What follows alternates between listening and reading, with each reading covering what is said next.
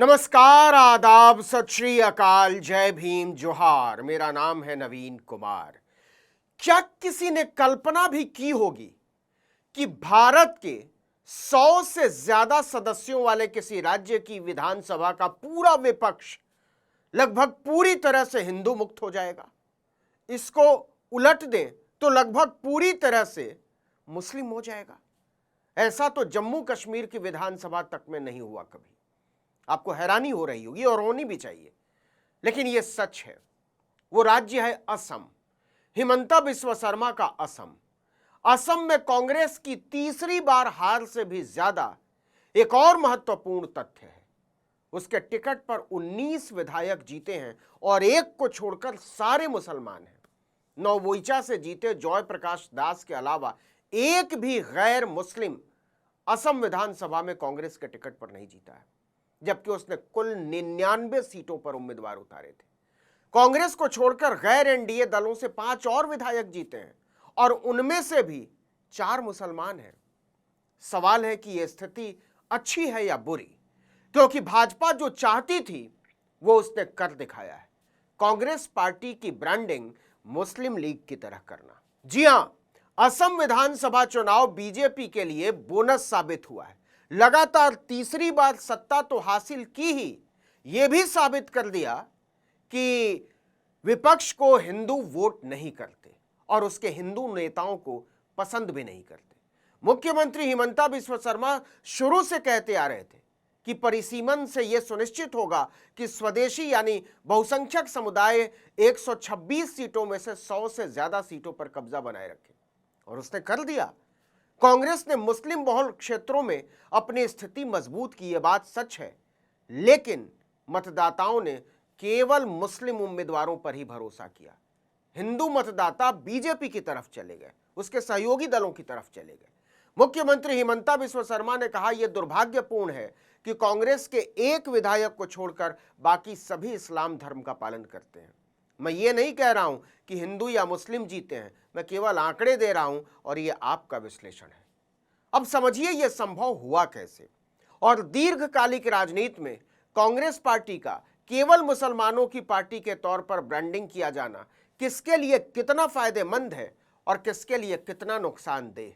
Times of India की report कहती है कि 2023 में निर्वाचन क्षेत्रों की सीमाओं के पुनर्निर्धारण के बाद असम के पहले विधानसभा चुनाव में परिसीमन एक अप्रत्याशित फैक्टर साबित हुआ है। पहला तो यह कि परिसीमन के कारण मुस्लिम बहुल सीटों की संख्या 35 से घटकर 22 रह गई, और इससे भी बड़ा फैक्टर, इसने असम में बीजेपी के दोनों मुख्य प्रतिद्वंदियों कांग्रेस और एआईयूडीएफ को एक दूसरे के खिलाफ अस्तित्व की लड़ाई में झोंक दिया। हालांकि विधानसभा सीटों की संख्या 126 ही रही, उसमें कोई बदलाव नहीं आया, लेकिन परिसीमन ने प्रतिनिधित्व के समीकरण को बदल दिया, जिससे मुस्लिम विधायकों की संख्या सीधे 13 कम हो गई और दूसरी तरफ हिंदू बहुसंख्यकों के निर्णायक असर वाली सीटों की संख्या 90 से बढ़कर 103 हो गई। कांग्रेस ने पूरी ताकत मुसलमानों को अपनी तरफ मोड़ने में झोंक दी, वो इसमें कामयाब भी हुई, लेकिन मुसलमानों ने वोट किया और मुसलमान ही जीते। इसका नतीजा यह हुआ कि इत्र कारोबारी बदरुद्दीन अजमल की पार्टी एआईयूडीएफ 16 सीट से 2 सीटों पर आ गई, दोनों मुसलमान। लेकिन इसकी जो कीमत कांग्रेस गठबंधन ने चुकाई है उसका अंदाजा लगाना भी अभी मुश्किल है। उसकी कुल संख्या घटकर 46 से 21 पर आ गई, वो सरकार बनाने जा रही थी। असम चुनाव की नई भौगोलिक स्थिति ने चुनाव से पहले ही विपक्ष के संतुलन को बिगाड़ दिया था। बदरुद्दीन अजमल के कई विधायक पाला बदलकर पहले ही एनडीए की सहयोगी एजीपी में शामिल हो गए, ताकि मुस्लिम बहुल सीटें कम होने से उन्हें कोई नुकसान न हो। बीजेपी के लिए एक रणनीतिक कदम था, जिससे उन सीटों पर एनडीए की संभावनाएं बढ़ गईं जहां मुस्लिम वोटर निर्णायक भूमिका निभाते हैं। अब कांग्रेस के दोहरे संकट को समझने की कोशिश कीजिए। 2023 के परिसीमन में न केवल उन निर्वाचन क्षेत्रों का महत्व कम किया जहां बंगाली मूल के मुस्लिम मतदाताओं का लंबे समय से दबदबा रहा था, बल्कि अनुसूचित जनजातियों के लिए आरक्षित सीटों की संख्या 16 से बढ़ाकर 19 कर दी। वहीं अनुसूचित जाति की सीट 1 से बढ़ाकर सीधे 9 हो गई। इसमें बड़ी संख्या में मध्य और दक्षिण असम के कांग्रेस के गढ़ भी शामिल थे, जहां मुस्लिम वोटर्स की संख्या ज्यादा है। कांग्रेस ने नई परिस्थितियों के लिए अपने आप को बिल्कुल तैयार नहीं किया था। इसका नतीजा यह हुआ कि 126 सीटों की असम विधानसभा में विपक्ष लगभग पूरी तरह से मुस्लिम है। गैर एनडीए दलों से कुल 24 विधायक चुनकर आए हैं और उनमें से 22 मुस्लिम समुदाय से हैं। कांग्रेस ने 19 सीटें जीती और उनमें से 18 मुसलमान हैं। एआईयूडीएफ के पास 2 सीटें हैं, वहीं रायजोर दल और तृणमूल कांग्रेस के पास एक एक सीट है। बिल्कुल सही सुना आपने, असम विधानसभा में पूरे विपक्ष में केवल 2 हिंदू चेहरे हैं।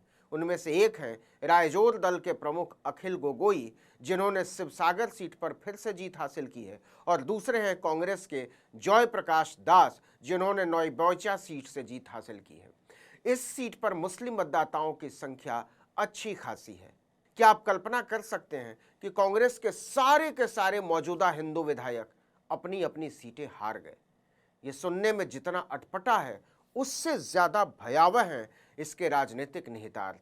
सच कहा जाए तो यह कांग्रेस के लिए एक बेहद चिंताजनक स्थिति है, क्योंकि ये बिल्कुल वही हालात हैं जिसे बनाने की कोशिश बीजेपी लंबे अरसे से करती आ रही है। विपक्षी बेंच पर बैठने वाले कुल 24 विधायकों में से 22 मुस्लिम। यह सिर्फ प्रतिनिधित्व का सवाल नहीं है साहब, बल्कि कांग्रेस की सामाजिक पहुंच सिकुड़ने का संकेत भी है। कांग्रेस के लिए सबसे बड़ी चुनौती यह है कि यह पैटर्न उसे व्यापक विकल्प की बजाय सीमित सामाजिक आधार वाली एक अल्पसंख्यक पार्टी के रूप में पेश कर सकता है। यहां दिक्कत सिर्फ इतनी नहीं है कि मुस्लिम उम्मीदवार जीते, असली सवाल यह है कि गैर मुस्लिम उम्मीदवार क्यों नहीं जीत पाए, जबकि कांग्रेस ने मुस्लिम उम्मीदवारों के मुकाबले मोटे तौर पर लगभग 3 गुनी संख्या में हिंदू उम्मीदवार उतारे थे, लेकिन जीत लगभग पूरी तरह मुस्लिम उम्मीदवारों तक सीमित रही। इससे यह संकेत जाता है कि पार्टी का वोट ट्रांसफर और सामाजिक गठबंधन असंतुलित हो गया है और कम से कम असम की जनता उसके हिंदू चेहरों पर भरोसा नहीं करती। देखिए कि हिमंता बिस्वा शर्मा और भारतीय जनता पार्टी की राजनीति का एक केंद्रीय सूत्र रहा है कांग्रेस को मुस्लिम तुष्टीकरण वाली पार्टी के रूप में स्थापित करना।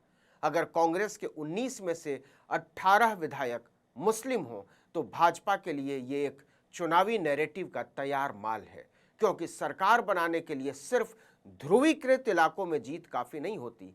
सत्ता उन्हीं को मिलती है जो अलग अलग सामाजिक समूहों के साथ खुद को जोड़ सकें।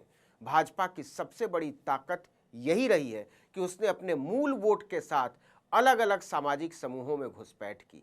पहले यह कांग्रेस की पहचान थी, लेकिन असम में उसके प्रदर्शन ने बहुत सारे सवाल खड़े कर दिए हैं। भाजपा लगातार ये तर्क देती रही है कि राज्य की राजनीतिक दिशा प्रवासी मुस्लिम आबादी की बजाय बहुसंख्य हिंदू समुदाय को तय करनी चाहिए। ऐसे में विपक्ष का लगभग पूरी तरह हिंदू मुक्त हो जाना कांग्रेस के भविष्य के लिए किसी भी तरह से अच्छा संकेत नहीं कहा जा सकता। इस वीडियो में इतना ही, लेकिन अगर आपने आर्टिकल 19 इंडिया को अब तक सब्सक्राइब नहीं किया तो फौरन कर दीजिए, बेल आइकॉन दबाइए, घंटी जैसी आकृति लाइक कीजिए और कमेंट करके बताइए हमारा वीडियो आपको कैसा लगा। हमारा ट्विटर हैंडल है article19_India और मेरा ट्विटर हैंडल है नवीन जर्नलिस्ट। नमस्कार।